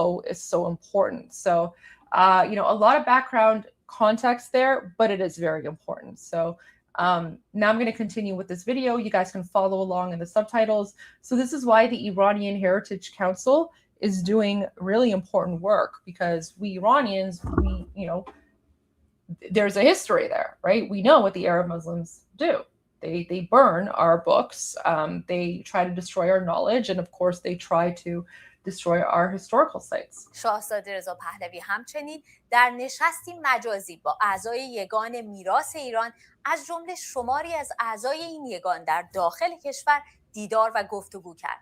یگان میراث ایران در پی فراخوان شاهزاده فعالیت خود را برای شناسایی و حفاظت از آثار تاریخی، فرهنگی و طبیعی ایران که ممکن است در دوره اضطرار، جنگ و گذار در معرض تهدید قرار بگیرند آغاز کرده است. اعضای این یگان همچنین کارزار هر ایرانی حامی یک اثر ملی را طراحی کرده و دستورالعمل‌ها و آموزش‌های عملی لازم را فراهم آوردند تا ایرانیان بتوانند در پاسداری از میراث کشور نقش مستقیم داشته باشند. و اما در عرصه بین‌المللی شاهزاده رضا پهلوی در پاریس با سیلوان آدامز رئیس شاخه اسرائیل کنگره جهانی یهودیان درباره آینده ایران و سرگیری روابط دیپلماتیک میان ایران آزاد و اسرائیل گفتگو کرد. آقای آدامز با اعلام حمایت یهودیان جهان از این چشمانداز گفت ما شانه به شانه شما خواهیم ایستاد. سیلوان آدامز به عنوان یک سرمایه‌گذار موفق بین‌المللی همچنین آمادگی خود را برای مشارکت در بازسازی ایران آزاد اعلام کرد. شاهزاده رضا پهلوی همچنین با سناتور ژورژ لویی بوشه رهبر یکی از احزاب اصلی لیبرال بلژیک دیدار کرد. در این دیدار درباره تهدیدهای جمهوری اسلامی علیه اروپا و امنیت جهانی و ضرورت حمایت عملی دولت‌های دموکراتیک از مبارزه مردم ایران گفتگو شد. سناتور بوشه تاکید کرد رژیمی که مردم خود را سرکوب می‌کند همزمان تهدیدی علیه کشورهای آزاد و دموکراسی‌های جهان است. بنابراین حمایت از مردم ایران مسئولیتی مشترک است. در هفته‌های گذشته ملت ایران یکی از صریح‌ترین حامیان آرمان آزادی خود را در عرصه بین‌المللی از دست داد. شاهزاده رضا پهلوی در مراسم تشییع پیکر سناتور لینزی گراهام در واشنگتن حضور پیدا کرد تا از جانب ملت ایران یاد او را گرامی بدارد. سیاستمداری که آشکارا در کنار ایرانیان ایستاد و از مبارزه آنان برای بازپسگیری کشورشان حمایت کرد. این فعالیت‌ها از گفتگو با گروه‌ها و کارشناسان ایرانی تا ارتباط با سیاستمداران و نهادهای بین‌المللی بخشی از تلاش برای تقویت نیروهای ملی، رساندن صدای ملت ایران به جهان و اقدام برای بازپسگیری ایران است. اما ادامه این مسیر به مشارکت مستقیم شما هم میهنان نیاز دارد. استقلال مالی کارزار ایران را پس میگیریم زمانی تضمین می شود که پشتوانه اصلی آن عموم ایرانیان باشند. شما می توانید با مراجعه به وبسایت کارزار و از طریق روش‌های گوناگون پرداخت به صورت ماهانه یا با پرداختی یکباره از این فعالیت‌ها حمایت کنید. هر مشارکت به تداوم اقدامات، مقابله با تبلیغات جمهوری اسلامی و رساندن صدای انقلاب ملی ایران به افکار عمومی و تصمیم گیران جهان کمک می کند. تا گزارش بعدی بدرود. There you go. So that was the update from the office of His Royal Highness. Now, I'm going to get to a little bit of Durka news because, of course, it's not Iran Revolution Live without Durka news. Now, for some reason, guys, I don't understand what's going on here. So, like, not my circus, not my monkeys, but apparently a stick fight broke out among several people in the courtyard of the Riza shrine. So Riza is one of the dead Arab warlords that they worship in Mashhad on Thursday evening, August 13th. Reports said the clash involved religious groups from Yazd and Tabriz, though the cause remains unclear. So guys, it's basically like Durka versus Durka, right? So it's like Durka on Durka fighting. So this isn't even like, because these are the Durka Iranians. I mean, some of them are Iranians, some of them I don't know where they're from. But so apparently here they are, like they're fighting. It's like Durka versus Durka.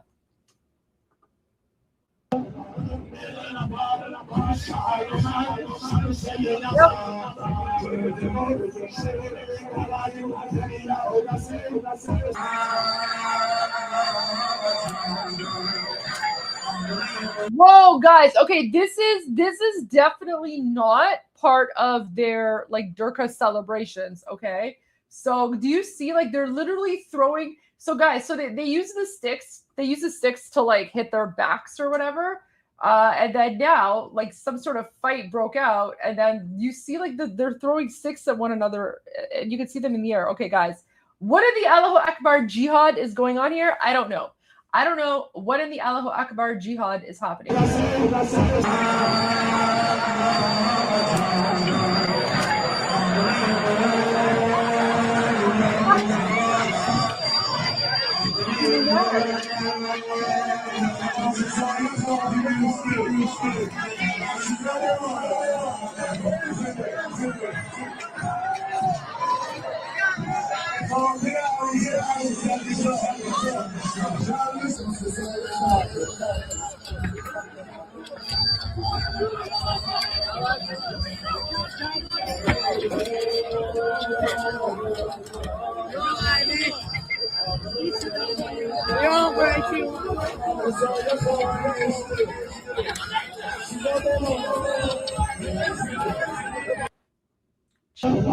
Honestly, they're just a bunch of savages. They're literally, they're savages, right? Like when they're not like murdering Iranians, they're literally fighting amongst one another, right? Like everything about them is so violent. It's a violent ideology, it's a violent culture, it's a violent, I don't know what this is, but geez, man, like it's just like everything about them is just so like 7th century savage, right? Okay, now,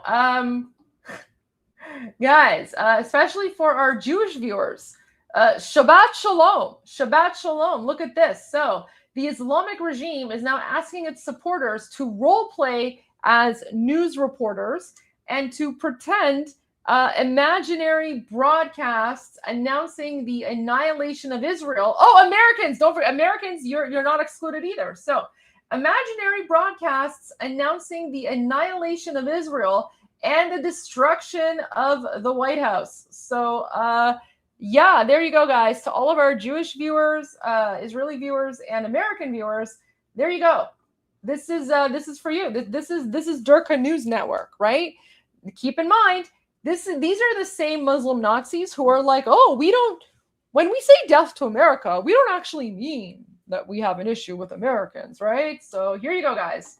Follow along with the subtitles. شنوندگان عزیز توجه فرمایید. حالا جمله طلایی. به حول حقه الهی اسرائیل نابود شد. بگو الله اکبر. باریکالله. باریکالله. آفرین. حالا نفر بعدیه. جی. Guys, oh my gosh, I was not ready for that level of Durka. So the news reporter is like, okay, so basically they're role playing. Okay, this is like some weird Durka jihadi role playing. And then the reporter is like, okay, so say like with Allah's assistance, Israel has been destroyed. And then he says that, and then everyone's like, Allahu Akbar, right? Like it's wild. It's wild. Guys, again, I don't know of any other religion that does this, right? This is why I say that this is not a religion. This is a death cult. This is a death cult, right? So they're role playing. They're role playing the destruction of Israel, and everyone's like, Allahu Akbar. حالا جمله طلایی. به حول حقه الهی اسرائیل نابود شد. بگو الله اکبر. باریکالله. باریکالله.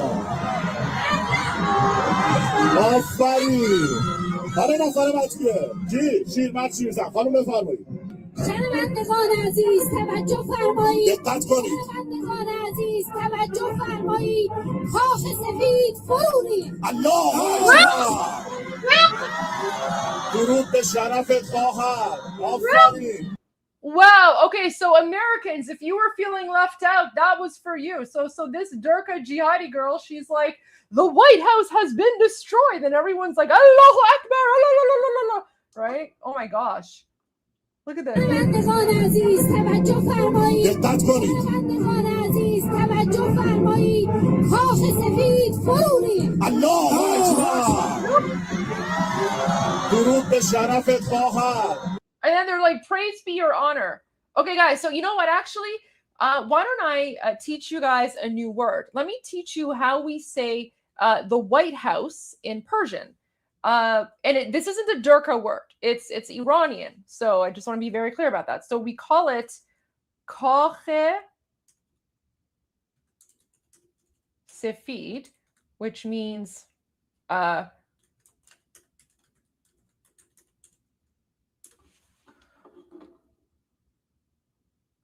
so we call it Khache Sefid. So we don't call it the White House in Persian. We actually call it the White Castle. So Kach means castle, and then Sefid means white. So that's why I wrote it like that so that you guys can get the translation for the words, right? So there you go, guys. So Americans, if you want, so it's not, So the reason that, castle is before white, that's a grammar thing. That's a grammar thing. So it's just usually the adjective comes after the noun, whereas in English the noun comes after the adjective, right? So that's what it is. But Americans, there you go. Now you know how to say the White House in Persian. It's Koche Sefit. Yeah, we don't call it Khune Sefid, we call it Koche Sefid. Oh my gosh, now I'm seeing all your Harold and Kumar White Castle references. Oh my gosh, that's so funny. Well, I mean, for the record, we've been calling it Koche Sefid before Harold and Kumar's movie came out. So, but yes, we've always called it the White Castle. So there you go. There you go. So Sefid means white, and Koch means castle. So that's why so now if I go back, you can hear this jihadi woman. She's like, Koch Sefid, blah, blah, blah. What? Like, Koch Sefid, la, la, la, right? And then the rest is just like Durka nonsense, right? But you can catch her. So you can hear her saying the White House. And that is, of course, Koch Sefid, the White Castle. So there you go. You know what? Actually, Americans, I apologize. I don't even know why I didn't think about teaching that phrase to you guys sooner, because that's kind of cool to know, right? The White House. So the White House is called Koche Sefid. So there you go. You can add that to your list of Iranian phrases and words that you know. Anyway, so now you can actually hear her, woman. I know, Omi, like woman. This thing, this whatever, like this, feces of Satan, right? They're all the feces of Satan, essentially. But yeah, I can literally smell the crowd from here. But anyway, so you're going to hear this thing say Koche Sefid, okay? And Koche Sefid means White House. Did you catch that? Koche Sefid, the White House.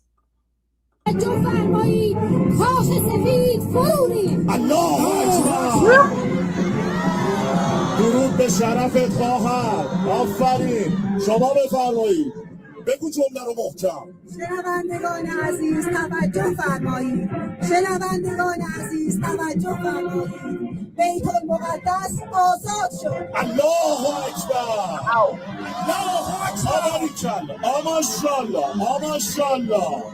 این تیترا تیترای طلاییه ها.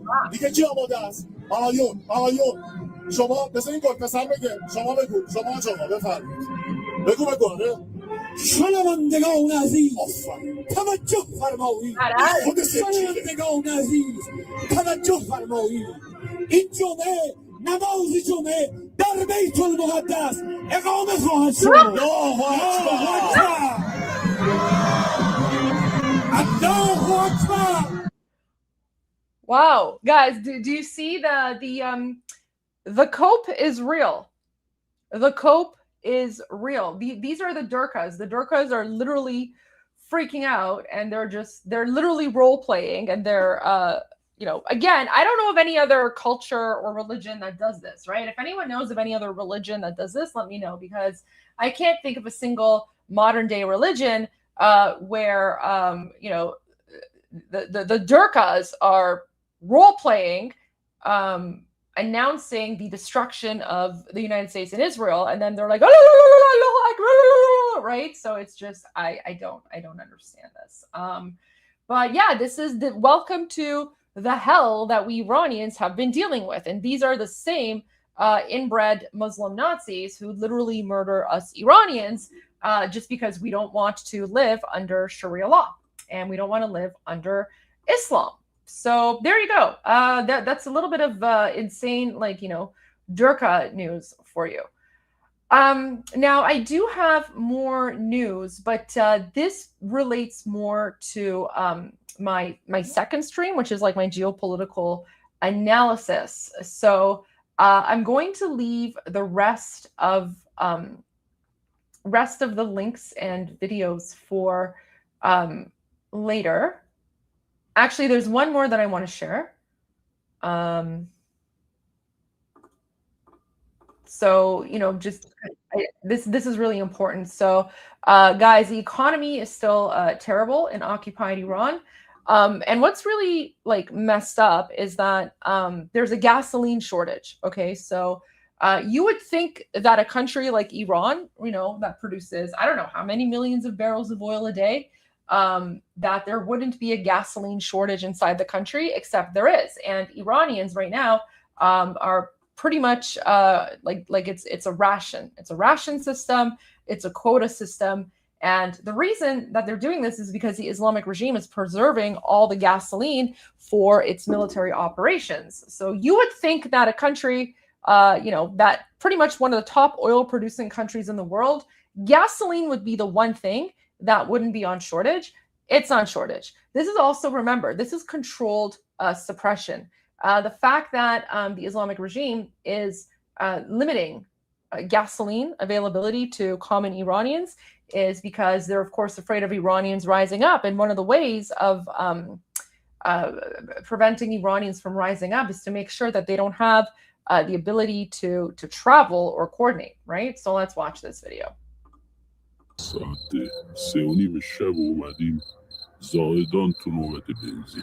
So he's like, it's 3:30 a.m. and we've come in line at 3:30 a.m. in the city of Zahedan to get into the gasoline line. And he's like, by 7 a.m. you couldn't even see where the line ended.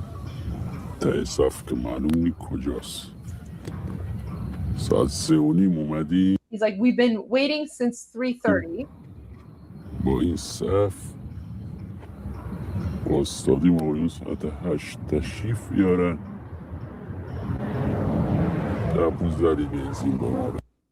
So this person has been waiting since 3:30 a.m. It's 7:30 a.m. They still haven't moved, and they're basically waiting 24 hours just to get 15 liters of gas.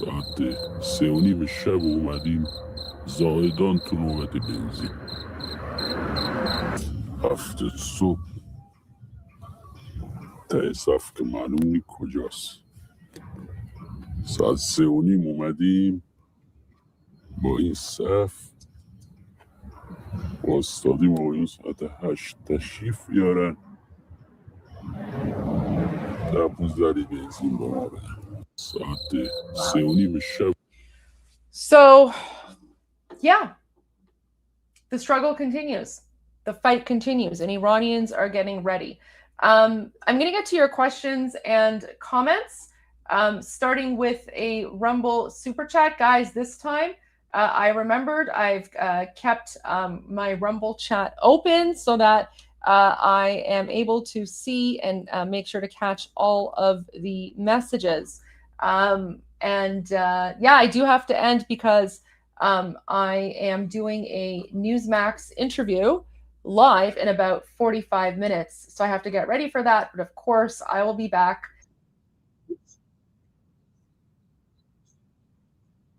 Sorry. But I will be back later tonight for tonight's evening edition of the Goldie Show, where I'm going to talk about all things geopolitics when it comes to President Trump, the Islamic regime occupying Iran, Israel, and of course, Middle Eastern countries. So I'm going to start with this Rumble rant here. So Miss Macy Marie says, I feel like I should be paying Goldie for a course at a university. I genuinely appreciate everything she teaches us. Thank you so much. I really appreciate that. Very kind of you to say, Miss Macy. I'm happy to do this for free. Knowledge is power, and this is why I don't like to gatekeep information. So more than happy to do this. And I'm just really grateful for all of your support on YouTube and Rumble and elsewhere, because, you guys, whether it's through the memberships or whether it's through the super chats or whether it's through, donating on Buy Me a Coffee or whatever, or, through my merch store, you guys are the reason that I'm able to do this full-time 24/7. And you guys are the reason that I'm able to continue sharing information for free, because the one thing that I never ever want to do is to gatekeep information that's contrary to what I stand for as a person. So I will always you know, share information for free. So thank you so much. Very, very kind comment. I'm honored. Okay, let's get to your questions and comments. So Push-Ups says, got wisdom teeth pulled, hope bleeding stops soon. Push-Ups, I saw your comment earlier today. And you were like, you have to read it in a Persian accent. That was a one-time thing. However, given that you've had your wisdom teeth pulled, I hope you very, very much get well soon. I don't know. Thank you very much. Thanks God your surgery went well. Thanks to God. I pray for you. I hope the bleeding is stop very soon. I don't know. I don't know if that's a good Iranian accent, guys. I'm terrible with Iranian accents. But Push-Ups, I did it just for you. There you go. But not happening again. Jasser is a very good guy. He's friends with Levin. That's great. I'm not saying he's a good guy or a bad guy. I'm just, you know, everyone has questions and we all have questions. Shannon the Wanderer, be cooler if they wrote it on a bomb. I don't know what you're referring to, Shannon. This was at 7. I don't know what you're referring to, Shannon. I'm so sorry. Laura sent a super sticker. Thank you so much. Appreciate that. Very, very kind of you. Quills says, I wonder if there will be an Iranian person or persons equivalent to Simon Wiesenthal, who hunted down the Nazis, that will track down and gather info on fugitive IRGC and Basij members. So actually, every single one of us Iranians is a Simon Wiesenthal. Every single one of us is a Simon Wiesenthal. We are all currently, in our own ways, we're monitoring and keeping track of those IRGC supporters and Basijis that we personally know. So yeah, there's like 85 million Simon Wiesenthals right now. And we're all, you know, keeping documents and maintaining documentation.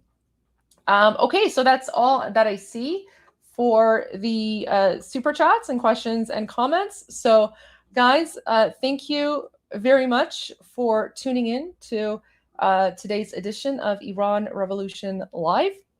I got to go eat something and then get ready for my interview. So anyone who has Newsmax, again, I'm going live on Newsmax at 9 p.m. Eastern. So if you have Newsmax, you can catch me there. If not, don't worry, because I'm going to screen record it. And then when I go live later tonight after my interview, I will share the interview with all of you. As always, I'm Israel Chai. God bless America. Javid Shah and Payande Iran. I'll see all of you guys very soon. غرق انقلاب است.